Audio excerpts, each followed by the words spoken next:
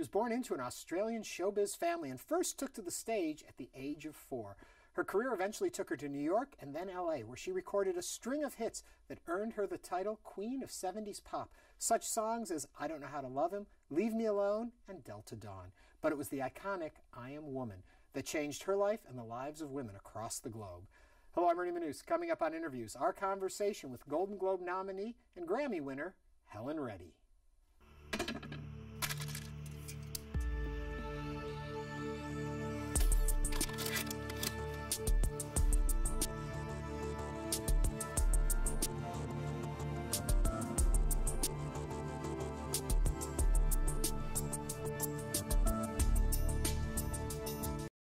Singing with us again. In 2002, you had said that was it. And it was. But you came back. 10 years later, yes. That's quite a hiatus, but yes, I'm back doing what I love. So what led to you thinking it was something you wanted to stop doing? Boredom, Yeah. I think.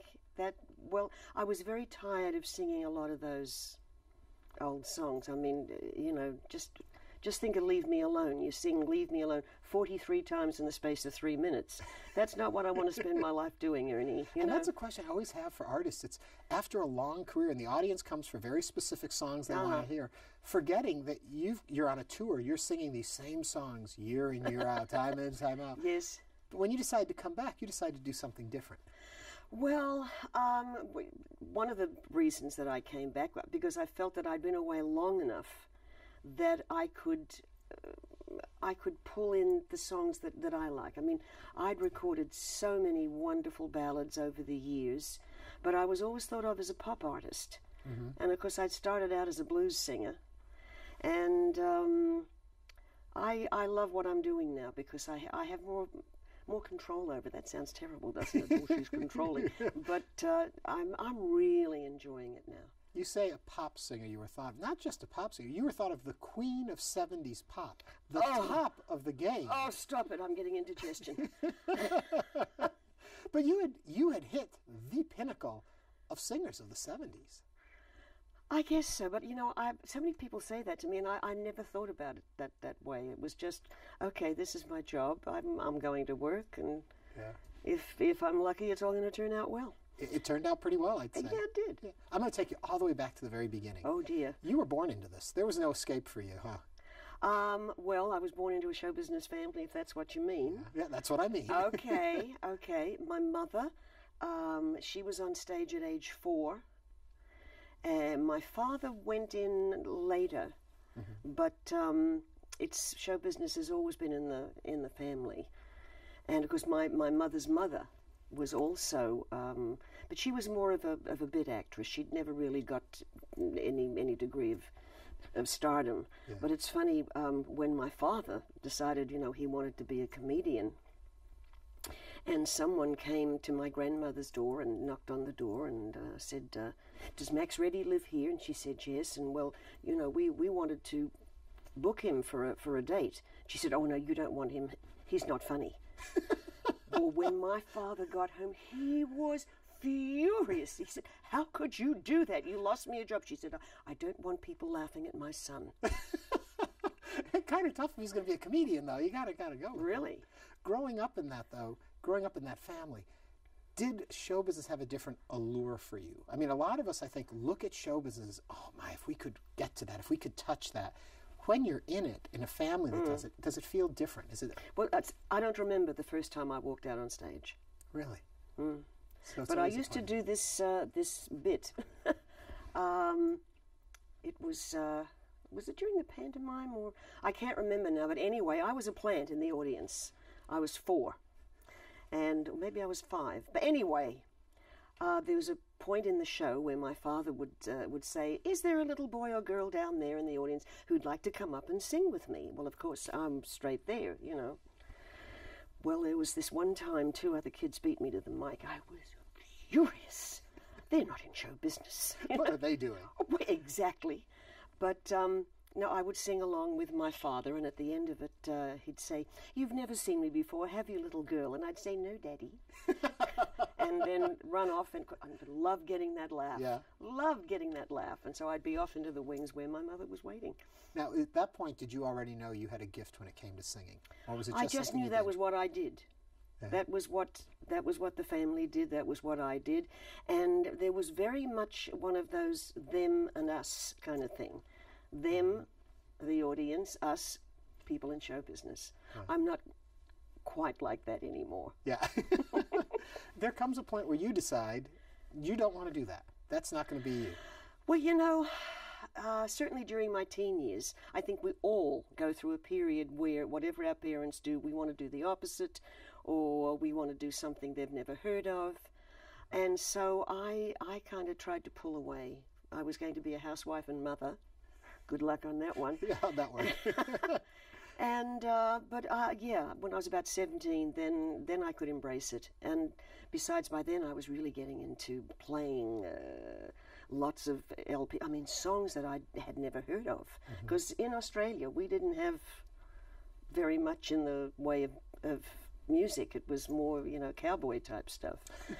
But I had a Peggy Lee album, Black Coffee. I don't know if you're familiar with it. I must have played that album to tatters. It was wonderful. And then somebody said to me, "You sound just like Peggy Lee." And I thought, uh-oh, okay, we've got to take another direction.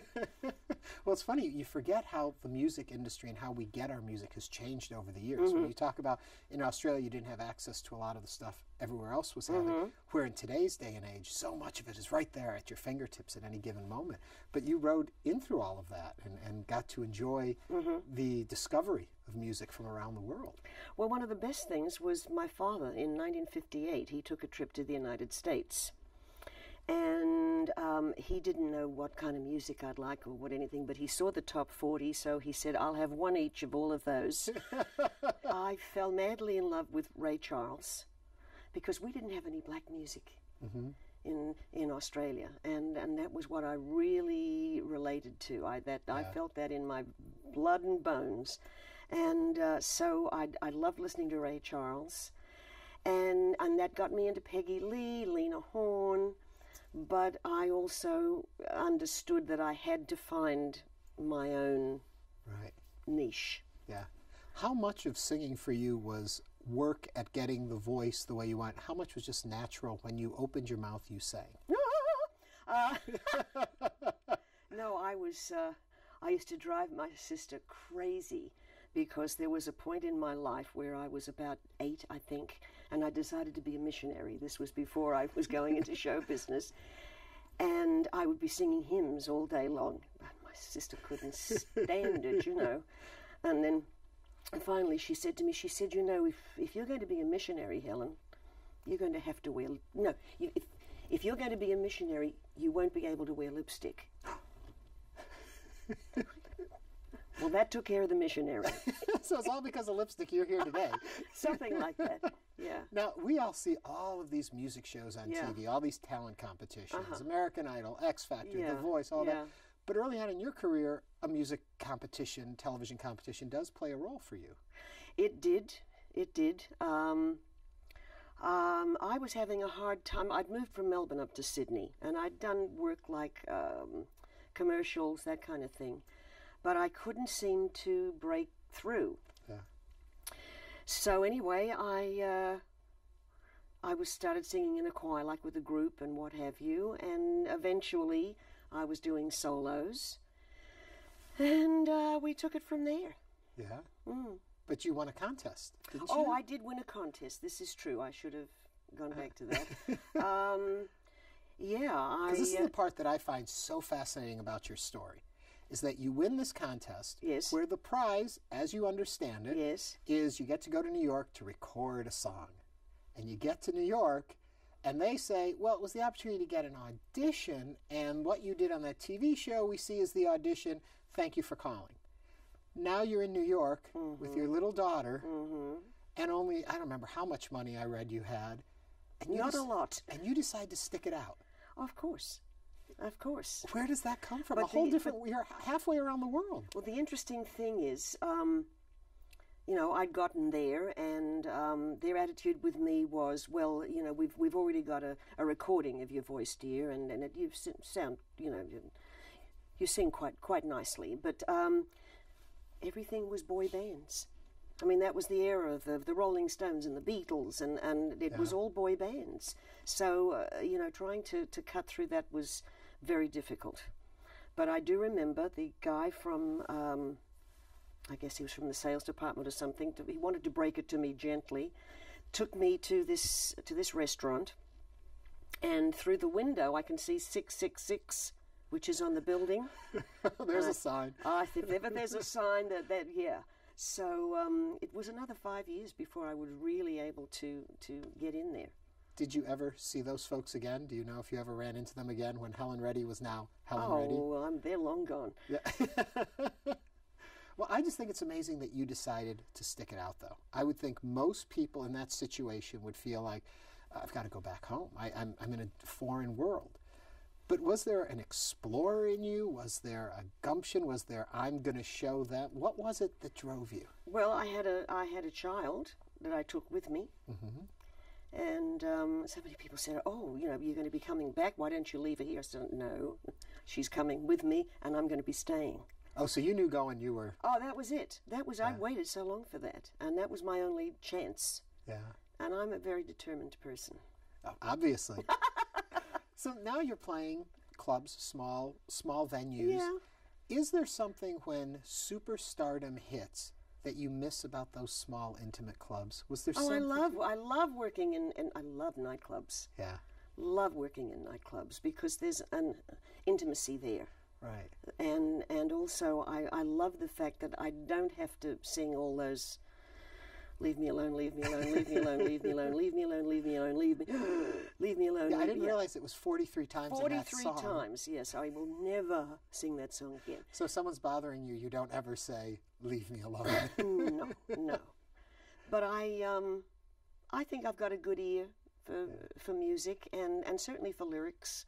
And there are so many wonderful songs out there that are not being sung or used in any way.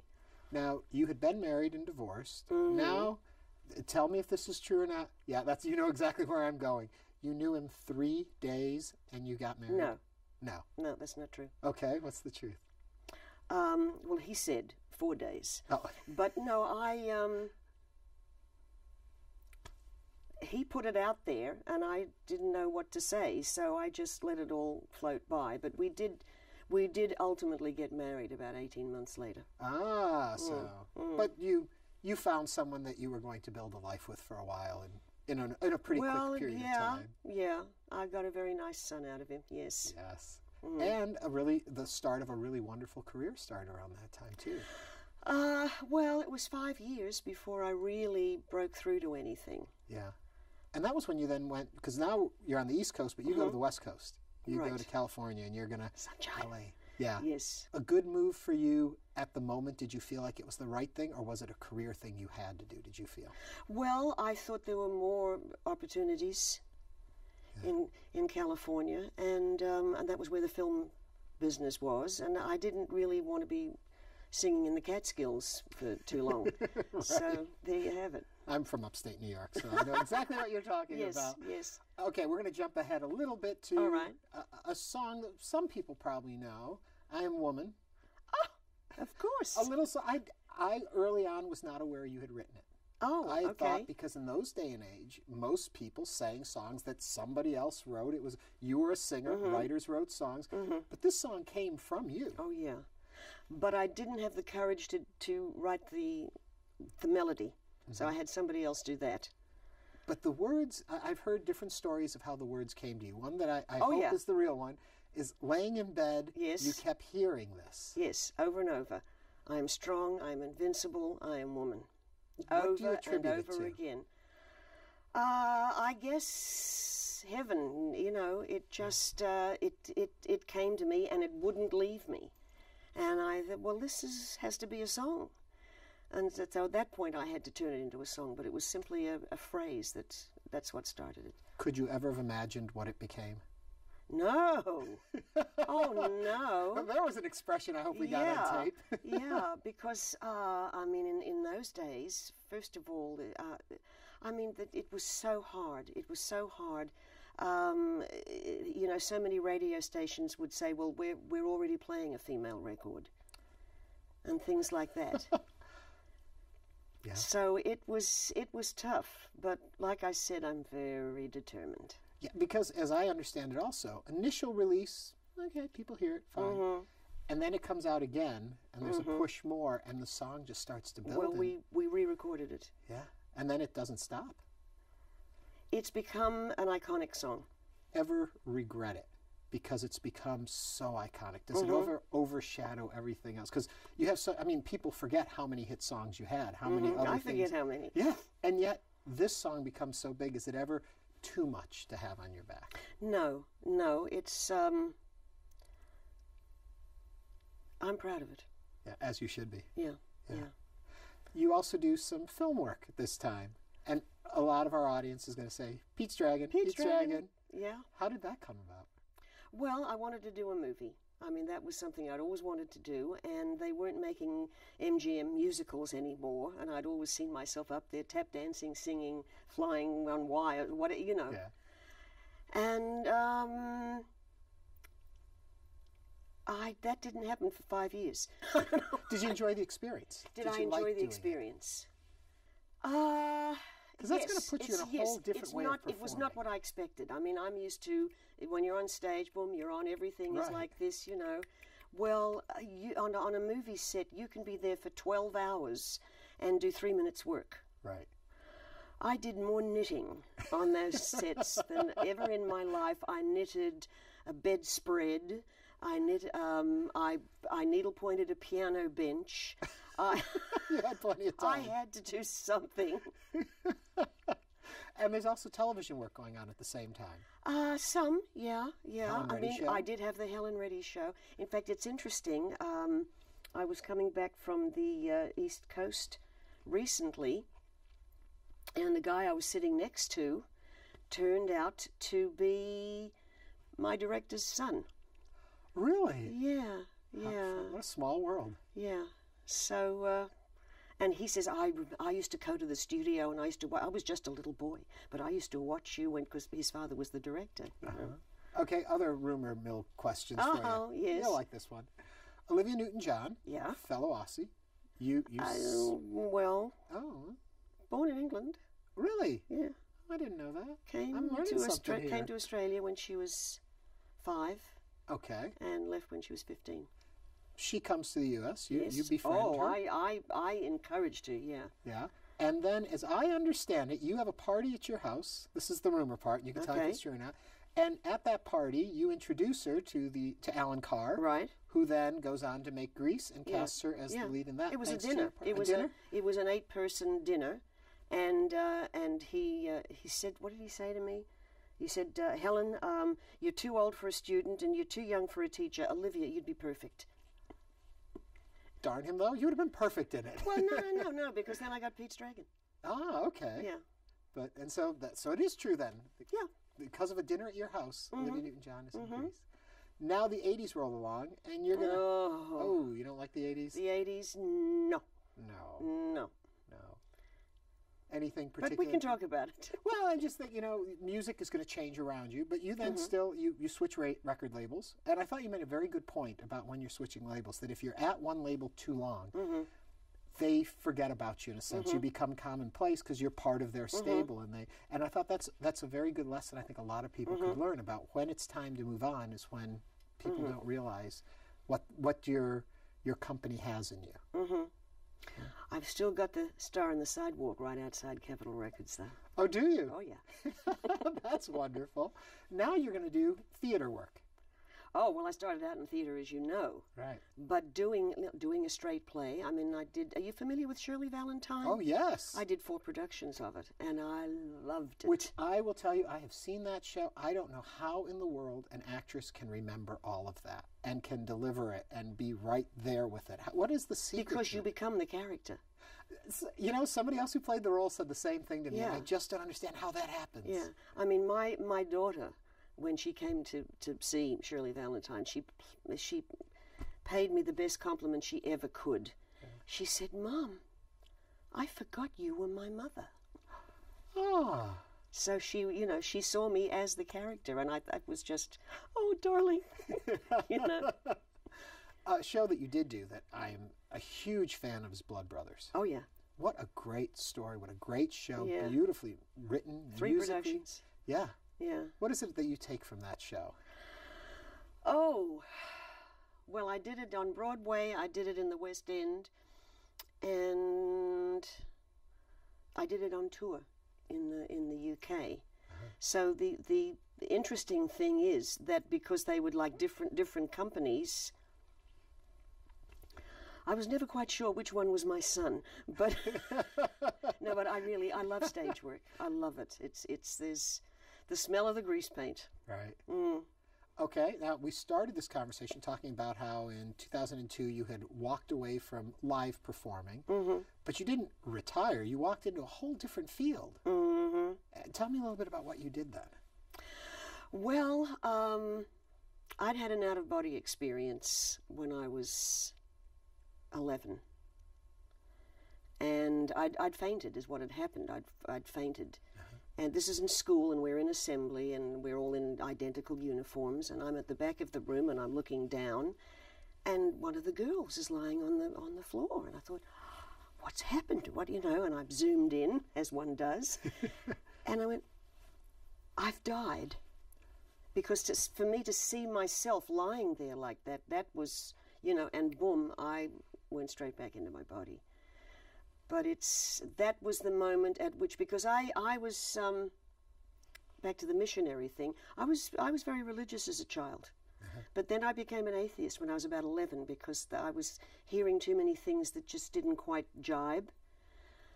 But once I'd seen myself and understood that the I that was I wasn't in that we are souls inside a body. And that just changed everything for me. So then in 2002, when you leave show business, you start working with hypnotherapy and things like that? Oh, well, I'd been interested in hypnotherapy. Well, it was just hypnosis in those days. But, being in a vaudeville show, and I'd, worked with other magicians and things like that, I would see the way he'd bring people up on stage and then he'd tell them to go down again. I mean, he was always figuring out who was hypnotizable. Right. And that really fascinated me. But I didn't want to do anything that was, I felt like it was something sacred.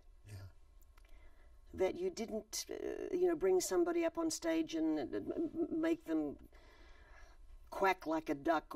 I was very interested in the other world parts of it. How much do you learn about individual power, individual abilities through unleashing? I'm stumbling through the question, but I guess what I'm trying to say I'm stumbling over the answers. Go on. What I'm trying to say is when somebody is in one of those states and you can learn things and do things and be able to achieve things, how much we learn about the power each one of us has individually. Does that make sense where I'm going with that? Well, I did practice hypnotherapy for quite a while. I mean, I did a year of clinical hypnotherapy. And it's so interesting. It is so fascinating. And I love history. Yeah. So to be able to put someone under and then take them back to a certain time period, it's amazing what you can learn. Yeah. Yeah, I mean, I actually had someone, I wasn't the one who actually hypnotized him, but I have a tape of the session. And he went back to being a young boy in the time of Queen Elizabeth I. And some of the information that he came out with was stunning. All the things going on in the court and poor Queen Elizabeth. I mean, she was having a tough time of it. She had so many people against her, but she was a strong woman. Yeah. Yeah. Do you think that what's happening in those moments is that we are tapping into something in our collective memory, or is it something of a spiritual nature where a soul has lived before, or is it just a continuum that's going on? I'd say all of the above. Okay, well then that's a that's a lot to digest. Yeah, I love doing that kind of work because you can get so much of history out of it if you're interested in history, which I certainly am. Yeah. But I don't do things like nail biting or I'm not interested. There are so many hypnotists who do that kind of work. That does not interest me. I'm more interested in what you can learn from somebody who is going back to another place and time. Yeah. When you look back over your career and your work, what do you think you've learned? Oh, I learn something every day. Yeah. Every day. Yeah. What do we see now when we come and see you in a show? Who is up on that stage now? Oh, me, baby. You, baby? Is there a point where you free yourself and can just be you and step away from everyone else's expectations? Well, it took many, many, many, many years. I mean, I went through a period of being terrified of the audience. Really? Which is strange because I was up there at 4, right. But I went through that period. And I just love it. I can't wait to get out there because it's my playground. Well, we can't wait for you to get out there again. Thank you so much for talking to us today. Thank you, Ernie. This has been fun. A true joy. Helen Reddy. Thank you.